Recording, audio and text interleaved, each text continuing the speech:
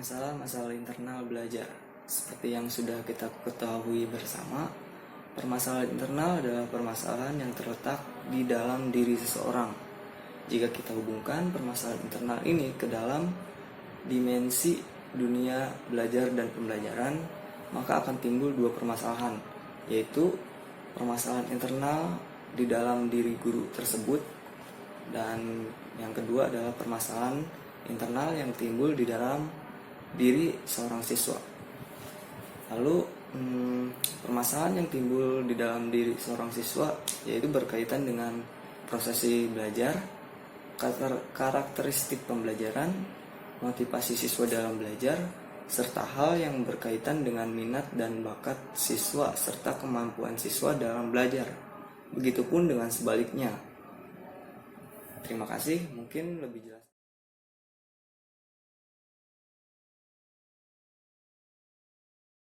Assalamualaikum warahmatullahi wabarakatuh.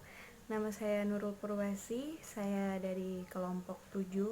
Saya akan melanjutkan pemaparan materi yang telah dipaparkan oleh teman saya. Di sini saya akan menjelaskan faktor-faktor eksternal belajar. Faktor pertama dalam eksternal belajar itu adalah faktor guru.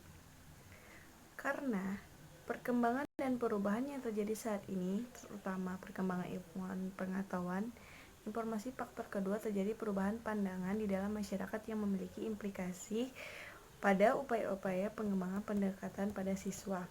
Faktor ketiga adalah pengembangan teknologi yang mampu menyajikan berbagai informasi yang cepat dan lebih menarik. Jadi di sini guru harus menggunakan teori belajar atau metode pembelajaran atau pendekatan pembelajaran dengan haruslah mengikuti zaman dan mengenali terlebih dahulu bagaimana karakteristik siswanya terlebih dahulu.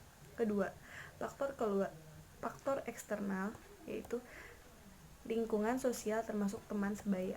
Nah, di sini sangat mempengaruhi sebagaimana faktor belajar siswa itu sendiri. Seperti lingkungan sosial itu dapat memberikan pengaruh positif atau negatif kepada siswa. Nah, tapi demikian pula banyak siswa yang mengalami perubahan sikap karena teman-teman sekolah yang memiliki sikap yang mereka tiru. Jadi, pergaulan interaksi sehari-hari itu sangat mempengaruhi anak itu sendiri. Jadi, disarankan untuk para orang tua juga lebih melihat pergaulan anaknya supaya tidak salah gaul. Yang ketiga itu faktor dari luar itu kurikulum sekolah. Kenapa kurikulum sekolah? Karena kurikulum sekolah itu sangat berpengaruh terhadap proses pendidikan yang terjadi di sekolah tersebut. Apalagi jika kita mengalami perubahan dan sekolah harus menyesuaikan dengan perubahan tersebut, perubahan peraturan atau mekanisme dari kurikulum tersebut. Jadi, sehingga jika tidak bisa menyesuaikan, membuat siswa juga tidak bisa belajar dengan keadaan yang optimal dan pasti banyak hambatan-hambatan yang akan terjadi jika sekolah tersebut tidak bisa menyesuaikan. Lalu yang terakhir ada sarana dan prasarana. Sarana dan prasarana itu sangat penting ya bagi lingkungan sekolah karena itu juga menentukan keberhasilan siswa dalam melakukan proses pembelajaran. Jika siswa ingin melakukan sebuah praktek, namun sarana dan prasarananya tidak lengkap, tentunya praktek tersebut tidak akan terjadi dan tidak akan dilakukan. Dan itu merupakan suatu hambatan bagi siswa untuk belajar dan mencapai indikator tujuan yang sudah direncanakan. Seperti itu. Terima kasih pemaparan materi dari saya. Assalamualaikum warahmatullahi wabarakatuh.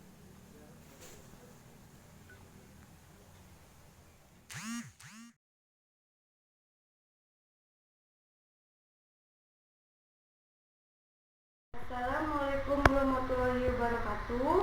Perkenalkan, nama saya Umay Swandi. Di sini saya akan menjelaskan materi tentang mengenali dan mengatasi kesulitan belajar siswa.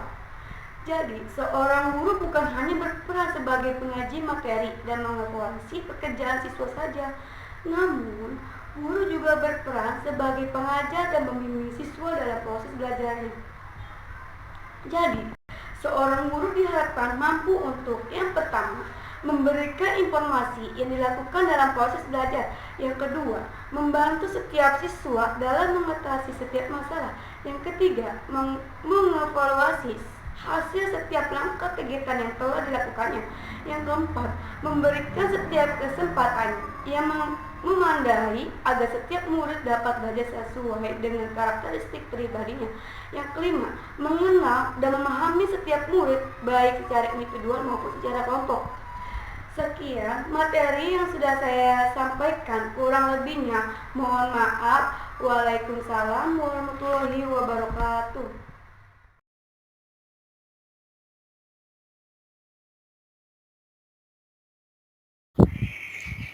Assalamualaikum warahmatullahi wabarakatuh. Saya Alia Gata Dewi di sini akan menjelaskan tentang langkah-langkah yang harus dilakukan oleh guru dalam membimbing siswa supaya proses pembelajaran menjadi lebih terarah dan serta mengatasi kesulitan dalam belajar.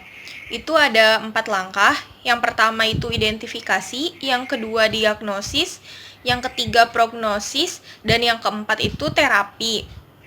Yang pertama, identifikasi. Identifikasi diarahkan untuk menemukan siswa yang mengalami kesulitan belajar. Lalu yang kedua ada diagnosis. Diagnosis berupa keputusan atau penentuan mengenai hasil dari pengolahan data siswa yang mengalami kesulitan dalam belajar. Lalu yang ketiga ada prognosis, yaitu merujuk pada aktivitas penyusun rencana atau strategi yang diharapkan dapat membantu mengatasi permasalahan dari siswa tersebut. Lalu yang keempat, ada terapi atau pemberian bantuan, memberikan bantuan sesuai dengan program yang telah disusun pada tahap prognosis. Sekian presentasi dari kelompok kami, kurang lebihnya mohon maaf. Wassalamualaikum warahmatullahi wabarakatuh.